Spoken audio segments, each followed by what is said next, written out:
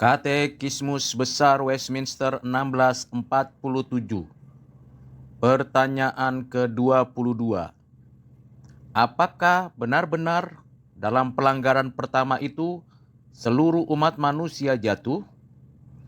Jawabannya, perjanjian diadakan dengan Adam selaku perseorangan yang mewakili umat, baik atas nama dia maupun atas nama keturunannya. Maka di dalam dia seluruh umat manusia yang merupakan keturunannya, karena diperanakannya dengan cara yang biasa, berdosa di dalam dia dan juga bersama dia dalam pelanggaran pertama itu. Jawaban ini dapat kita baca dan telusuri dari kitab Kisah Para Rasul pasal 17 ayat 26, Kejadian 2 ayat 16 dan 17, Roma 5 ayat 12 sampai 20, dan 1 Korintus 15 ayat 21 dan 22. Kita membaca firman Tuhan dan dari sana kita mengetahui natur dosa itu ada pada kita. Karena kita ada di dalam Adam. Adam mewakili dirinya dan umat manusia.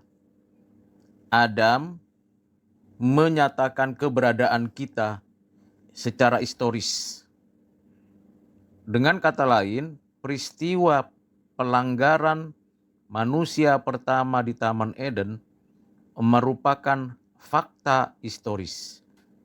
Bukan imajinasi, bukan ilustrasi, dan bukan sebuah halusinasi.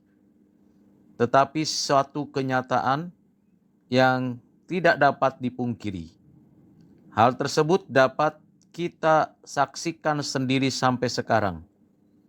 Seorang manusia sejak dalam kandungan ibunya sudah bernatur dosa. Kecenderungan hatinya berbuat jahat. Dan ketika berada di dalam kehidupannya di bumi, selalu berkeinginan melakukan pemberontakan kepada Tuhan Allah. Tidak mampu total untuk melakukan yang baik, yang benar, yang suci, yang adil, yang sesuai dengan kehendak Tuhan. Adapun manusia dapat berbuat baik sebatas anugerah umum yang dikaruniakan Tuhan untuk mengekang dosa. Tetapi manusia pada dirinya sendiri dan komunitas di mana manusia ada, sebagai keturunan Adam, akan memiliki keinginan terus untuk melakukan kejahatan di hadapan Tuhan dan terhadap sesama, bahkan merusak alam lingkungan di mana manusia berada. Mengapa demikian? Karena dosa melekat pada diri manusia. Memang dosa bukan entitas dan tidak diciptakan oleh siapapun. Tetapi dosa artinya pelanggaran, pemberontakan, tidak tepat sasaran. Ini berkaitan dengan Allah yang kudus, yang suci, yang mulia, yang benar, di mana manusia dengan sengaja melawan Tuhan, memberontak, dan tidak patuh kepada Tuhan, pencipta yang memelihara hidup manusia. Perjanjian yang diadakan Tuhan dengan Adam bersifat kekal, tetapi sekaligus juga bersifat historis.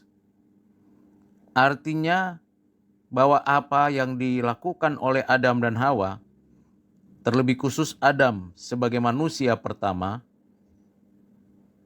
di dalam Adam itu kita juga turut serta berbuat dosa kepada Tuhan Allah. Ini yang disebut natur dosa. Karena sudah bernatur dosa, maka cepat atau lambat, besar atau kecil, maka setiap orang akan berdosa secara aktual. Mulai dari pikiran, perkataan, sikap hati sampai kepada tindakan yang sungguh-sungguh melawan Tuhan Allah. Dengan demikian pengajaran ini memberikan kepada kita suatu pengertian yang mendasar bahwa kita memang sudah berdosa. Namun, pada posisi kita yang sudah berdosa tetap Tuhan memelihara, menjaga, memberi kecukupan dalam kehidupan kita di bumi ini. Bahkan, manusia bertambah banyak memenuhi bumi. Artinya keberdosaan manusia tidak pernah mengubah apa yang Tuhan nyatakan untuk menjaga menopang ciptaannya. Tidak membiarkan apa yang diciptakan hancur dan porak-poranda. Tuhan berdaulat, mengatur menata semuanya untuk kemuliaan Dia sendiri.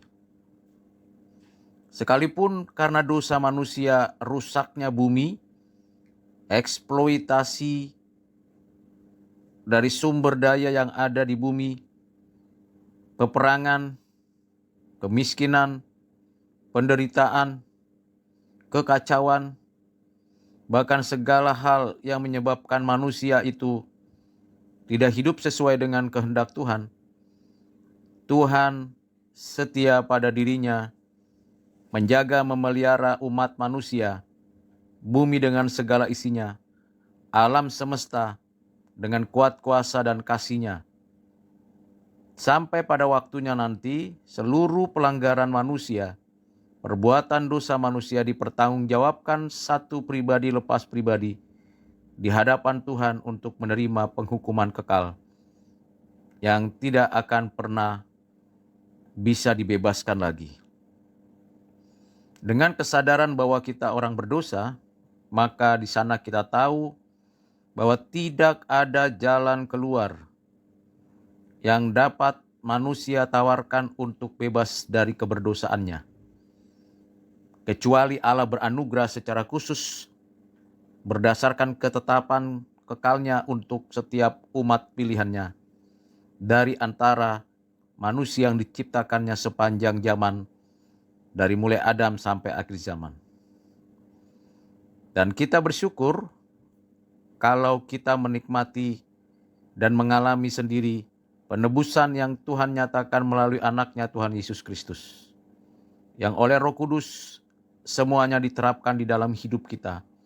Dan kita boleh bersyukur dan menikmati bukan saja berkat dan pertolongan Tuhan pada hari ini, di bumi ini, seumur hidup kita di sini, tetapi nanti pada waktu kedatangan Kristus yang kedua kali, di hari penghakiman, dan kita menikmati bumi yang baru, yang penuh dengan damai sejahtera dan sukacita.